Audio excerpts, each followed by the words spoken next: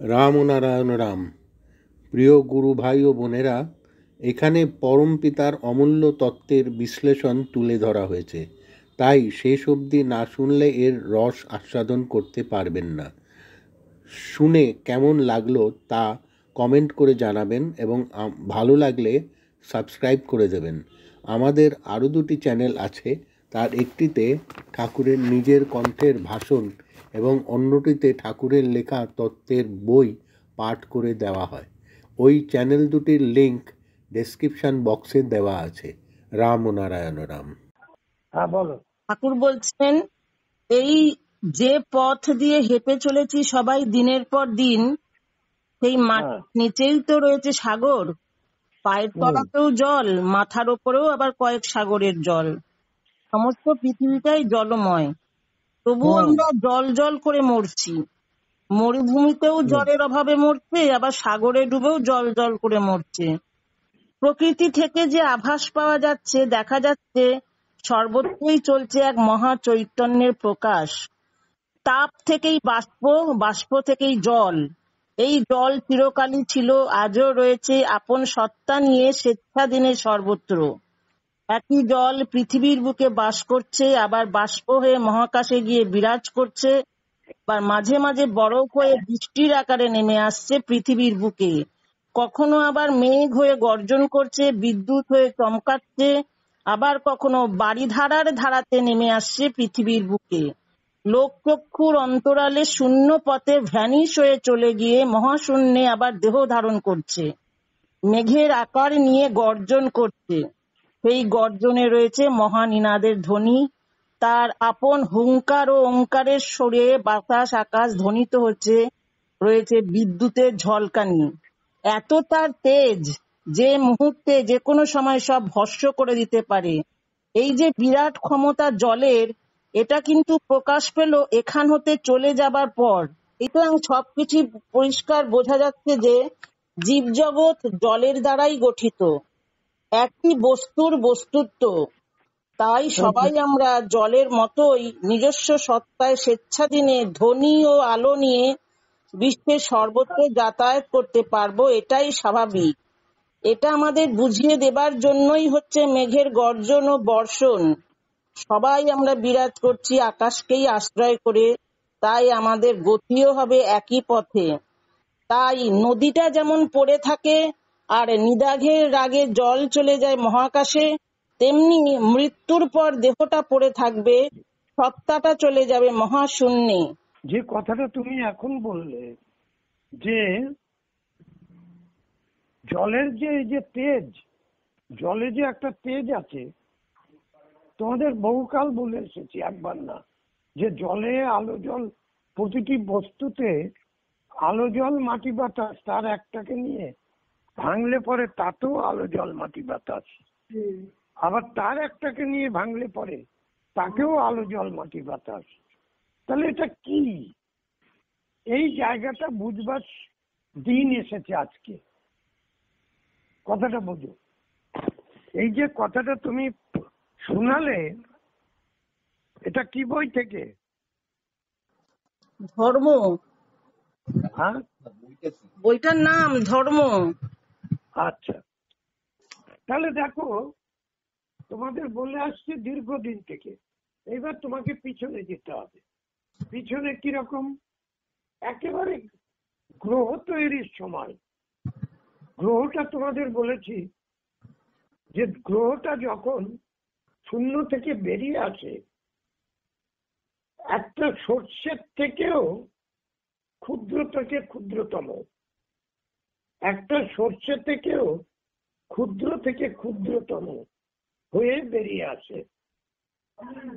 বেরিয়ে আসার পরে সৃষ্টি হচ্ছে, সেই যে সর্ষে পরিমাণের থেকেও যে সূক্ষ্ম থেকে আসতেছে, আস্তে আস্তে এই ঘুরতে ঘুরতে অনন্তকাল ঘুরতে ঘুরতে ঘুরতে ঘুরতে ঘুরতে ঘুরতে অটোমেটিক্যালি বড় হচ্ছে। এই যে বড় হচ্ছে, বড় হওয়ার পরে কি করবে? বড় হওয়ার পরে তখন একটা খাবলা ওইখান থেকে আবার খুলে যাচ্ছে বড় হয়ে। দেখো স্রষ্টার কি সিস্টেম। একটা খাবলা খুলে যাচ্ছে। সেই খাবলাটা এমন ভাবে খুলে যাচ্ছে যে সেই খাবলাটা ভরাট করবে কি দিয়ে? জল দিয়ে।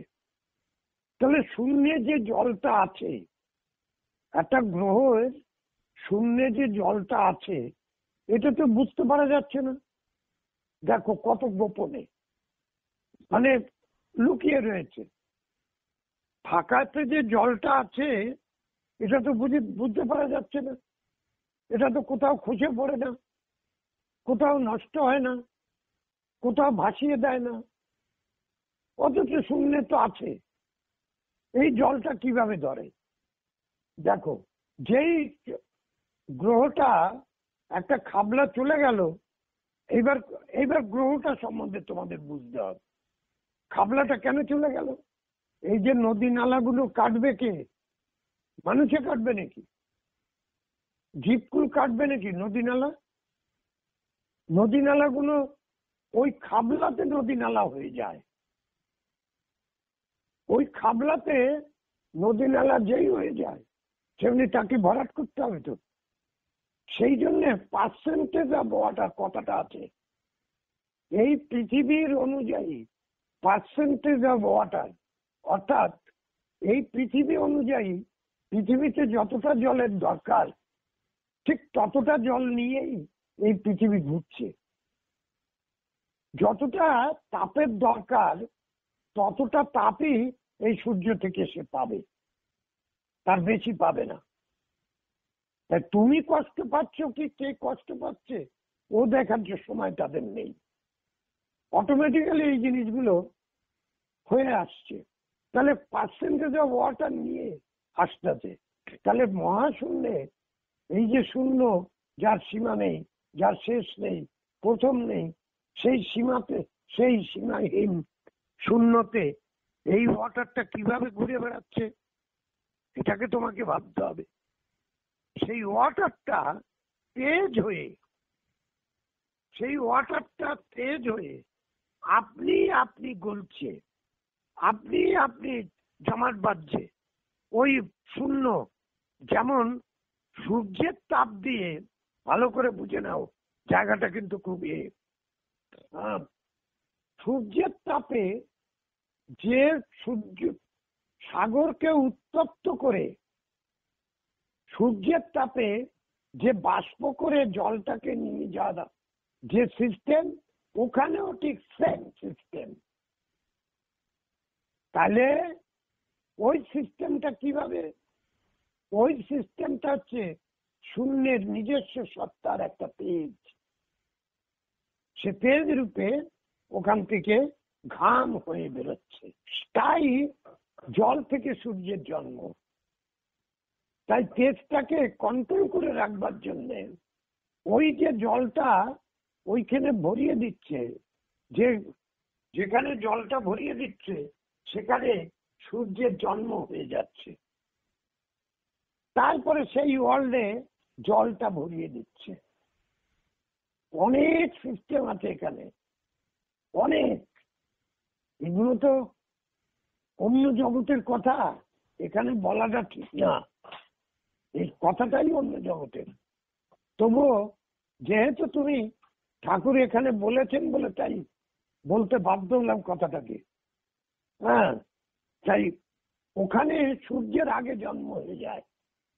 সূর্যের জন্ম হয়ে গেলেই বাকি যে গ্রহটা আসে সেই গ্রহটা তখন উত্তপ্ত অবস্থার ভিতর দিয়ে যখন গ্রহটা বেরিয়ে আসতেছে তখন ওই খাবলাটা উঠে যাচ্ছে। তোমাদের বলেছি গ্যালাক্সি অর্থাৎ ভূলোক, ভূলোক, ভূলোকটা হচ্ছে গ্যালাক্সি, জনলোক, তারপরে তপলোক, তারপরে মনোলোক, তারপরে ব্রহ্মাণ্ড।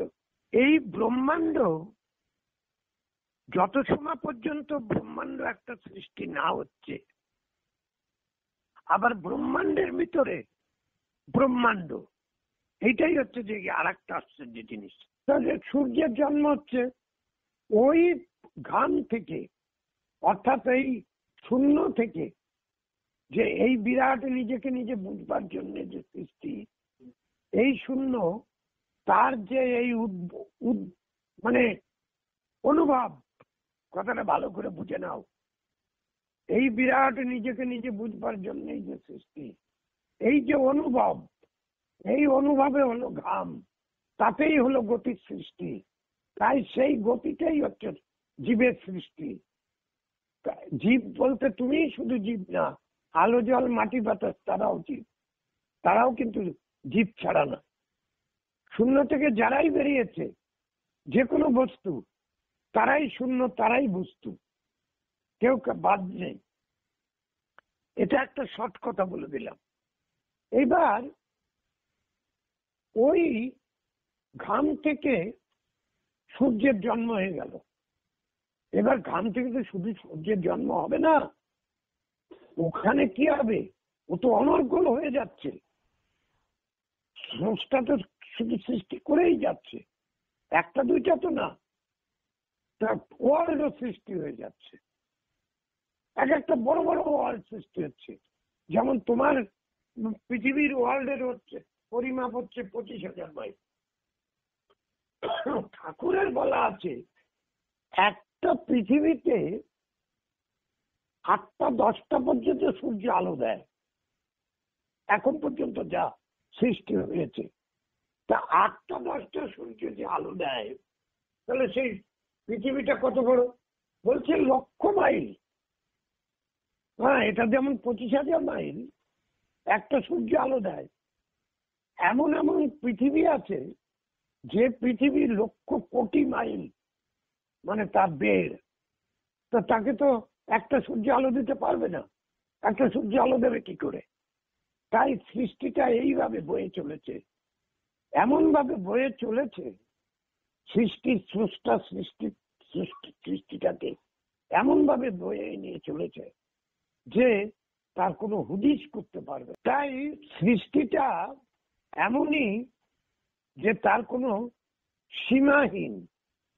এক একটা এত বড় বড় পৃথিবী, যে সমস্ত পৃথিবীতে 8টা 10টা সূর্য আলো দেয়, তাই আলো দিলে তো শুধু হবে না, তার দেহটাও তো সেরকম।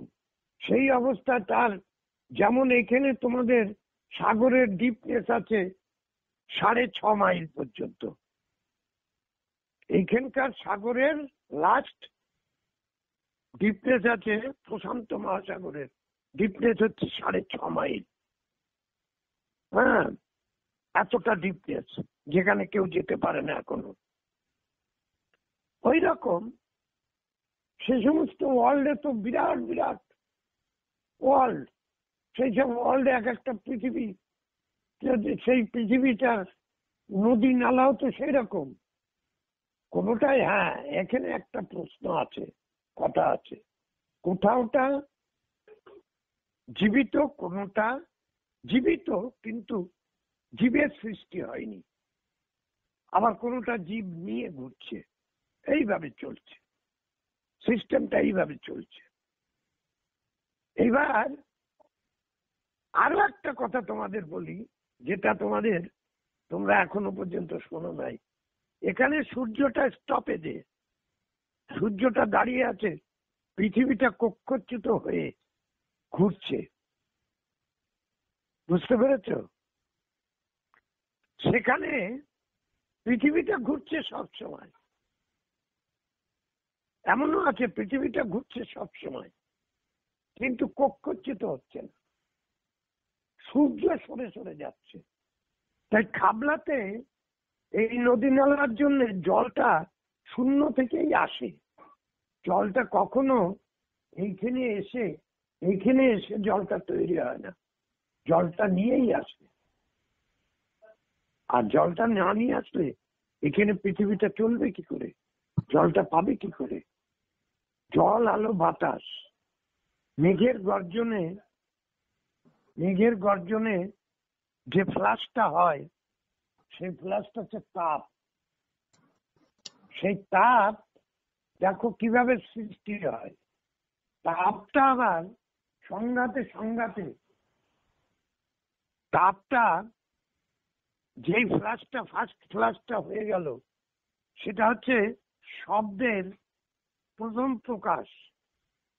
শব্দের প্রথম প্রকাশ শব্দ নিচে, এবং তার প্রথম প্রকাশ লাইট। মেঘে মেঘে যে গর্জনটা হলো, সেই সংঘর্ষে যে লাইটটা হলো, সেই লাইটটা গিয়ে আবার বাতাসে পরিণত হয়ে গেল। সিস্টেমটা এই জন্যেই এইভাবে তৈরি করা। তাই আলো, জল, মাটি, বাতাস সবটাই জলেরই এখতিয়ারের মধ্যে, জলটাই সব। আবার এখানকার সিস্টেমে, আবার পৃথিবীর আইনে, পৃথিবীর সিস্টেমে সূর্যের তাপে জলটাকে তুলে নিয়ে যাচ্ছে। জলটা পেল কোথায়? সূর্যের তাপে যে জলটা তুলে নিয়ে যাচ্ছে, জলটা পাবে কোথায়?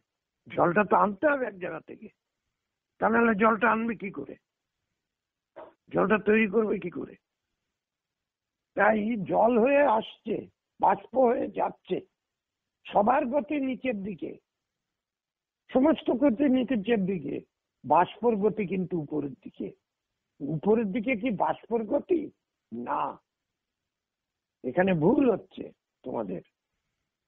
ভালো করে চিন্তা করে দেখো, যেখানেই বাষ্প সেখানেই বাতাস। তাই কি হচ্ছে, এইখানে দেখতে হবে যে কিভাবে একসাথে হচ্ছে। একজন আরেকজনকে টেনে নিয়ে যাচ্ছে। যেই তাপটা এলো, সেই জলটা হালকা হয়ে গেল। হালকা হয়ে যাওয়ার সাথে সাথে বাতাস এসে তাকে সহযোগিতা করলো। যেই সহযোগিতা করলো, বাতাস টেনে নিয়ে উপরে চলে গেল। তাহলে দেখো কিভাবে সিস্টেমটা মিটছে। আবার কি, শুধু যাচ্ছে না, সে কিন্তু মাধ্যাকর্ষণের উপরে উঠতে পারছে না। সে যতই চেষ্টা করুক, মাধ্যাকর্ষণের উপরে কিন্তু সে উঠতে পারছে না। তার পক্ষে কিন্তু সম্ভব না। হ্যাঁ, তার পক্ষে কিছুটাই সম্ভব না।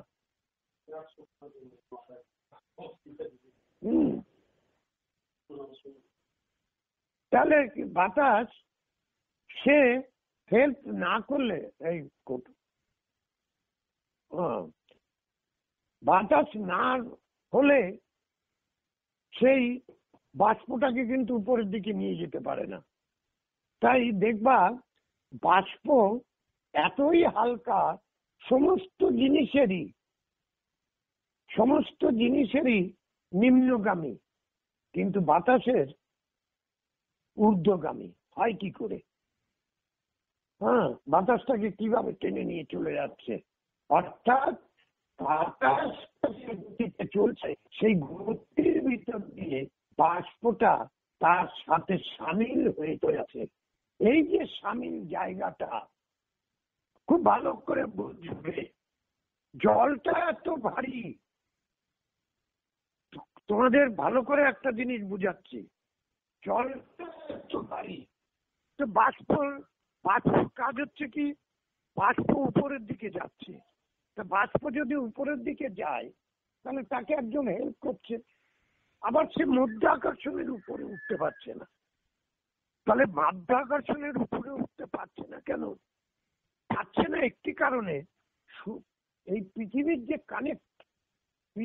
কানেকশন, পৃথিবীর যে কারেন্ট, অর্থাৎ একজন আরেকজনকে, যেমন সূর্য টেনে রেখেছে, সূর্যকে আবার টেনে রেখেছে এরা। এইভাবে একজন আরেকজনকে যেভাবে টেনে রেখেছে, ঠিক সেই টানাটানির মধ্যে এই বাষ্পটা গিয়ে ওখানে জমাট বাঁধছে। কেন? এই পৃথিবীর বাইরে যাবে না। এইখানে যা সাগর আছে, তার কয়েকশো গুণ সাগরের জল আছে উপরে। কেন এটা থাকে? কিসের কারণে থাকে? সেটাও তোমরা জেনে নাও। এইবার এসেছে সময়। এই মেঘ হয়ে সেইখানে কয়েকশো সাগরের জল কেন ওখানে থাকে?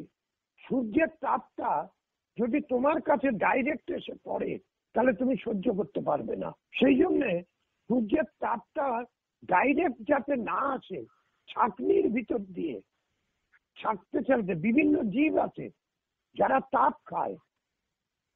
যেমন খেতে কেউ জল খেয়ে বেঁচে আছে, কেউ আবার আমরা যেমন বিভিন্ন খাবার খেয়ে বেঁচে আছি, তেমন অনেক জীব আছে তারা তাপ খায়, অর্থাৎ সূর্যের ভিতরে যে জীব আছে তারা সূর্যের অংশ খেয়ে বেঁচে থাকে। হ্যাঁ, ওই তেজ খেয়ে বেঁচে থাকে।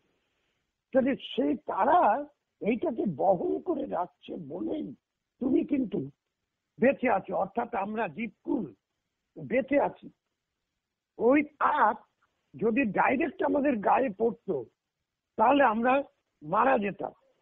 সেই জন্য এই পৃথিবীর অনুযায়ী, মাপ অনুযায়ী, হ্যাঁ, পৃথিবীর যে জীবকুল যেভাবে সহ্য করতে পারবে সেইটাকে যাতে মেনটেন করা যায়, সেই মেনটেন করার অবস্থাটা, মেনটেনিং সিস্টেমটা, এই জন্যে সাগর থেকে জল উপরে ওঠে, আবার উপর থেকে জল বৃষ্টি হয়ে নিচে নামে।